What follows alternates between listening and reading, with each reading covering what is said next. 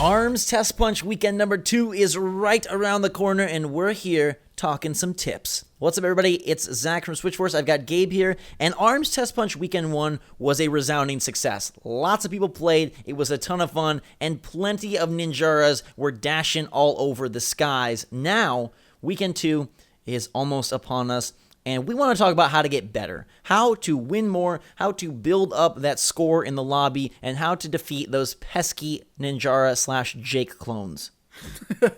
They really are Jake clones. So today we saw a very interesting thread on Reddit. It's by Esther161 with contributions from a whole lot in the comments, and we'll put a link in the description so you can check it out yourself. But so beautifully made, by the way. This is a great thread with a lot of really good information that we're going to be relaying to you here. So we do want to just shout out and show appreciation for that. Yeah, they put together a great thread of tips, of tricks, of sort of just some interesting tidbits on the characters, and we're going to go through them and kind of give our take on what they discussed here. So first off, they say it's important to learn the common fighting game triangle. Punches beat throws, shields beat punches, and throws beat shield, which I think is so much the crux of ARMS. And I mentioned this in our Test Punch review. It really is a game about wait and see in a lot of ways. Yeah. Even at the event that I went to, they kind of compared it to rock paper scissors. At the core, that's what this is. You want to make sure that whatever move you do beats out the move that your opponent is doing.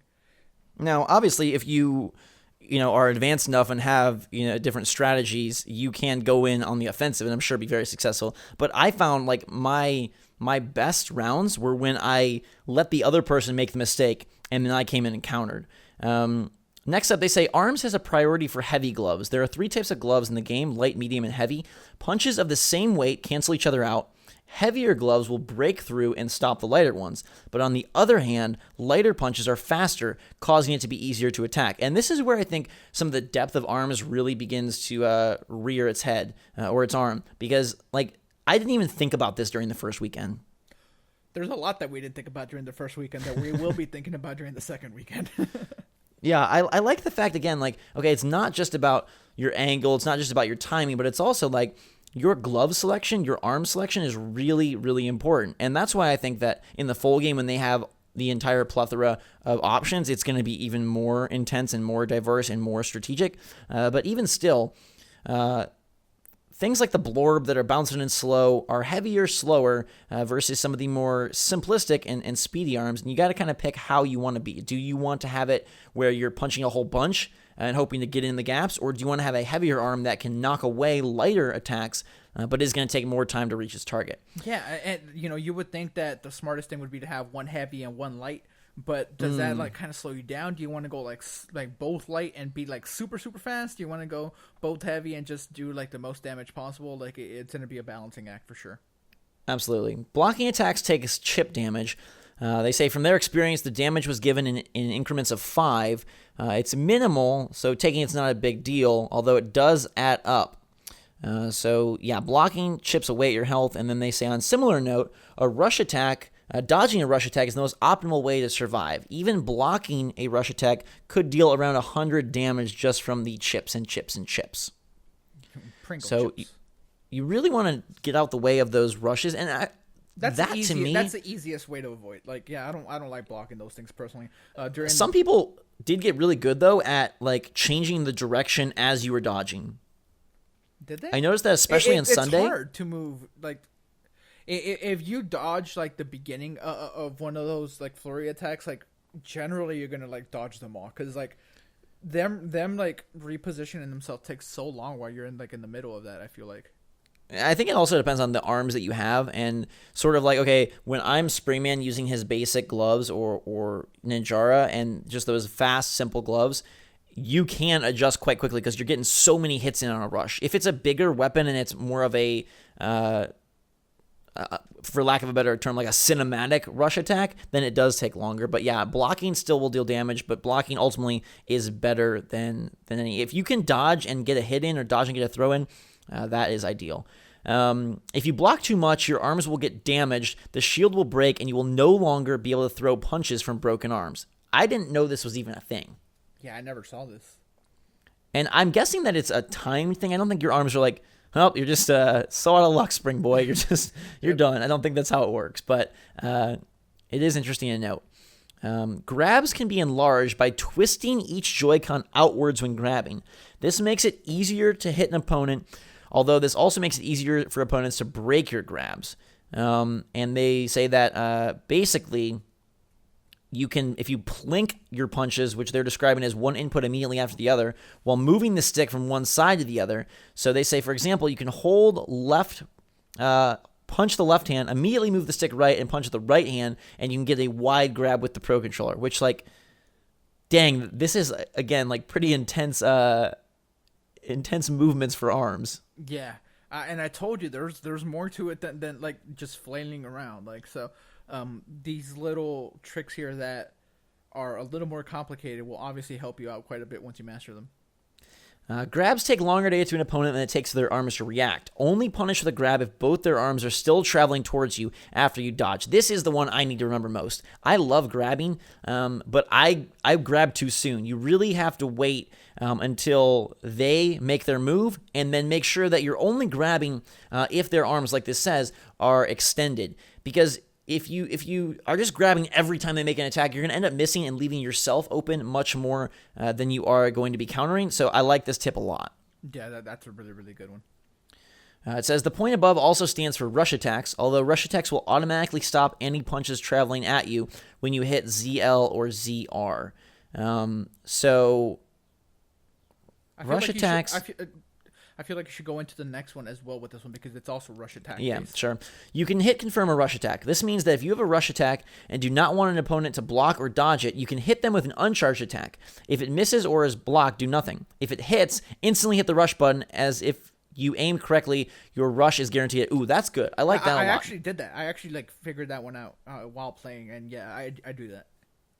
Hit confirming. Now, what's interesting is normally, like if you knock someone down, your next attack, like you do need to delay a little bit, and that's a tip I'm going to give. I don't know if it's covered here. I don't think so, but make sure to be patient if you knock them down, because so often I would be excited that I knocked them down and want to go in for extra damage, but then I'd leave myself open because my arms would be extended while they recovered and were able to get a grab or a punch in. And it's interesting how like distance makes a big difference there, because if you're close and you miss a punch, whatever. But if you're across the map and you miss a punch, that is so much time for them to counter. But I like this in terms of hit confirming. Also, the little tip that you just gave is very, very important during basketball. Because it's fully grab based, and when you grab someone and they're knocked down, like sometimes you want to go right in for the grab again as soon as they get up, but don't, because then you leave yourself wide open because it won't connect right away.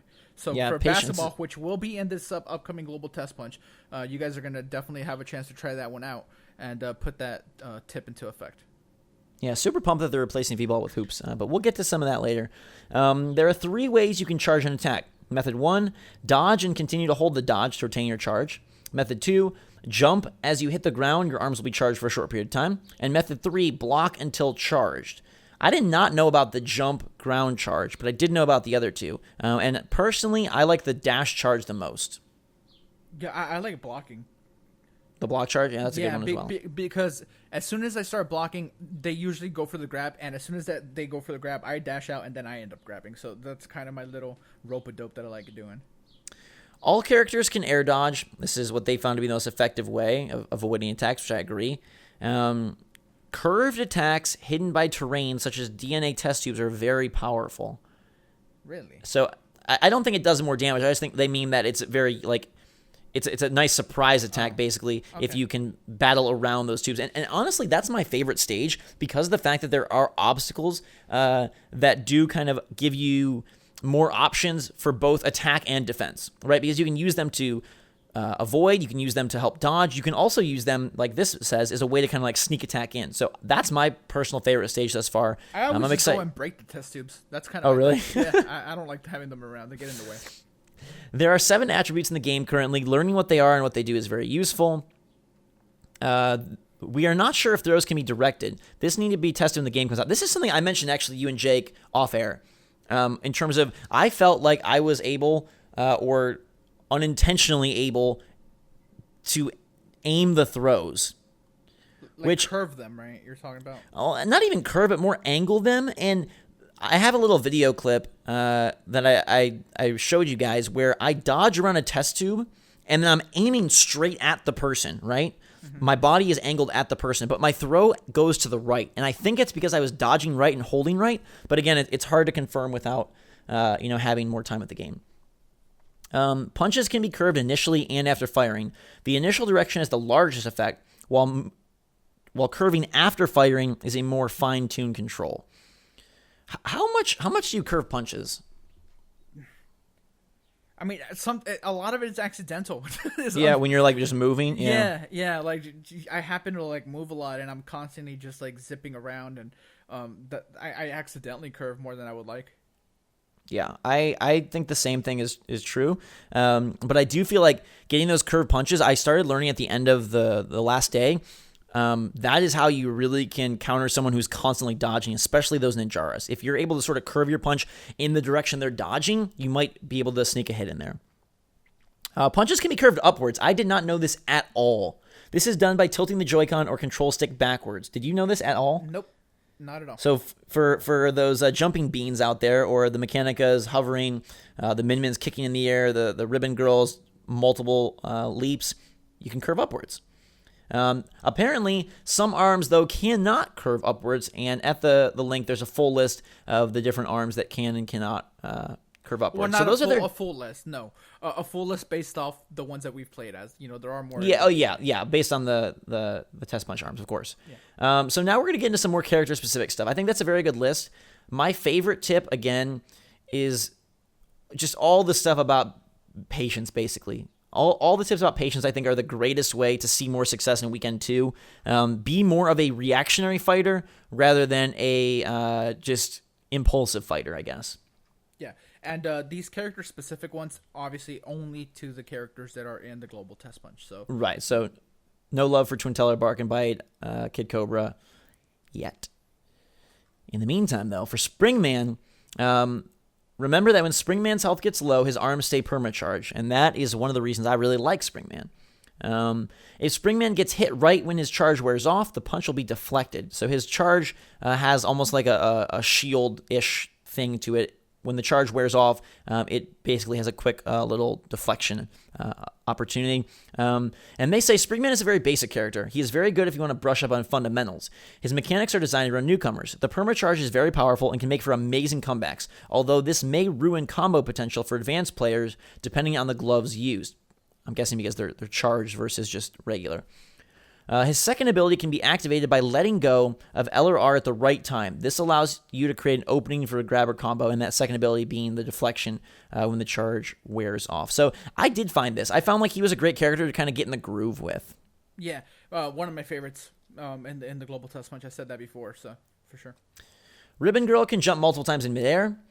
She can hold dash in midair to dive bomb. That's something I did not take advantage of, and I forgot that she can do. Jake mentioned that he liked her for that reason, and I want to check that out. She's one of the ones that I didn't get to use as much as I would have liked, especially because I like jumping a lot. So having the ability to jump multiple times in midair would have been great. I just didn't. I didn't get to use her a whole lot. I was using Springman and Jara a lot.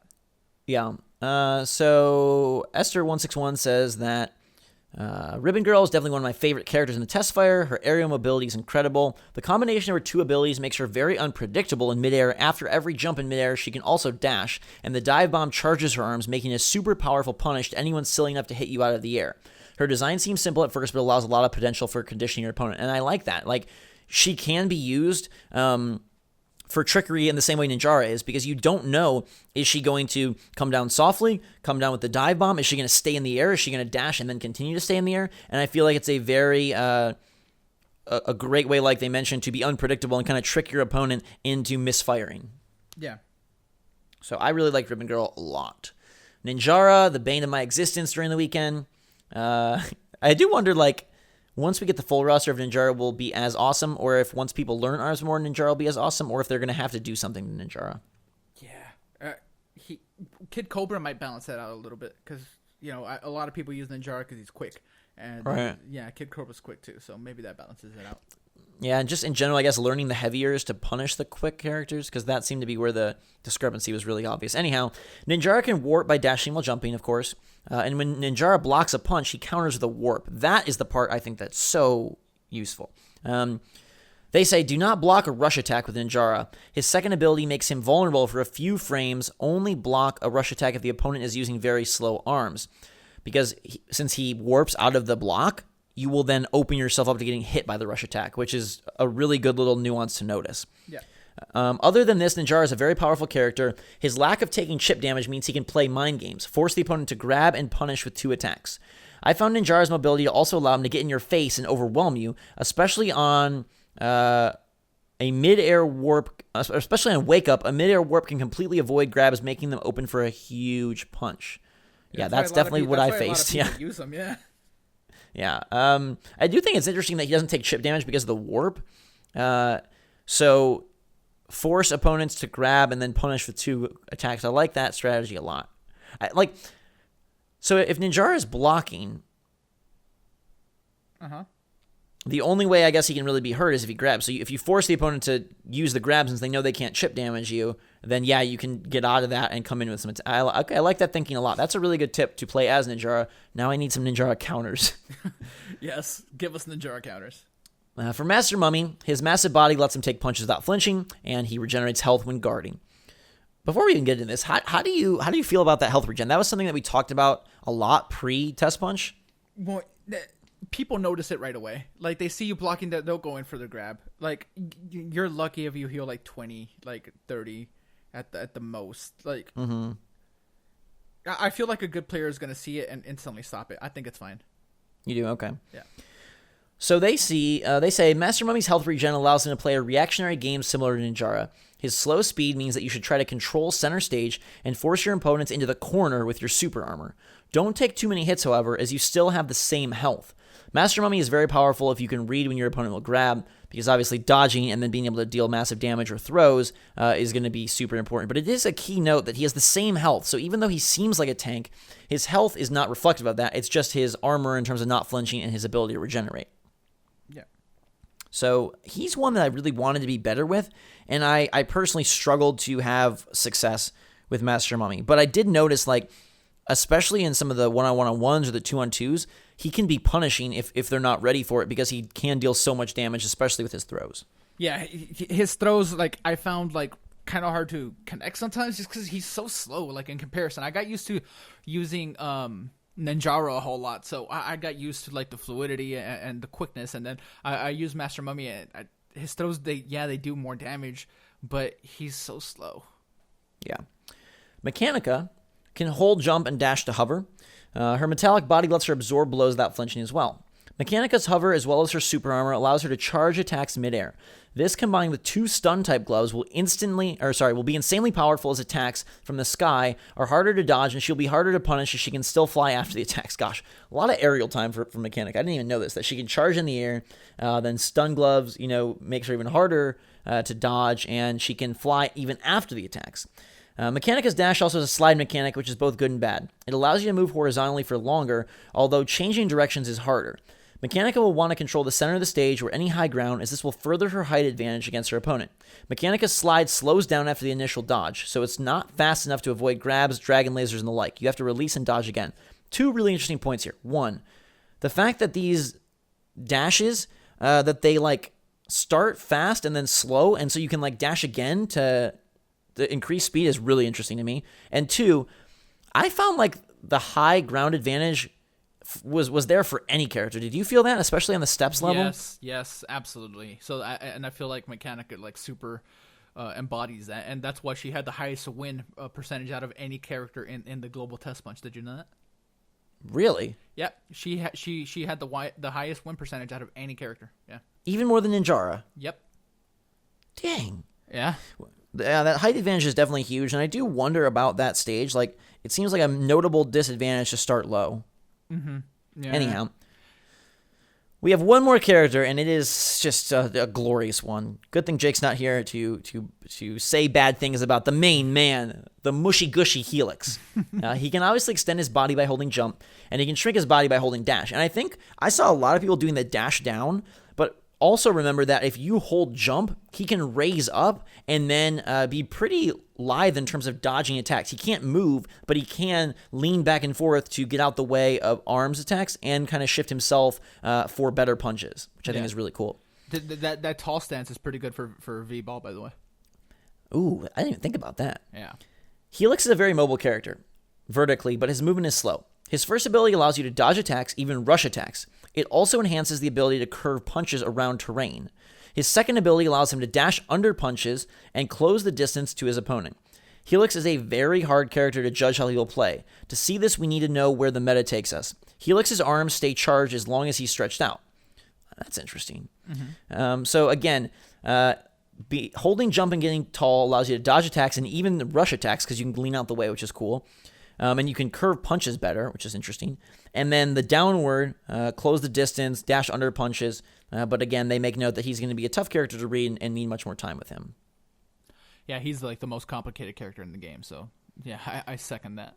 Now, there's also a link from this thread if you guys want to check it out to a bunch of volleyball tips. I'm not going to go over those just because V-Ball is being taken out of the second weekend, but it's good for the final game, and just interesting how they separate strategy for 1v1 versus 2v2 and how to avoid getting hit in the back or things like that, friendly fire, and just it's really interesting. It gives me a little bit of appreciation for volleyball, knowing that there's like strategic thought that goes into it. But yeah, check that out if you want. And again, kudos and shout out to Esther161 for putting together this fantastic tips thread. Hopefully some of them were helpful to use. Hopefully some of our little observations as well were helpful to you, and hopefully we can all go in and crush in the second weekend. But we know that everyone's going to be better, so it is going to be a battle for the ages this weekend. We will be live streaming on Friday. Once that test punch goes live at 8 Eastern, we will be there ready to duke it out and check out if there's anything new, like hoops.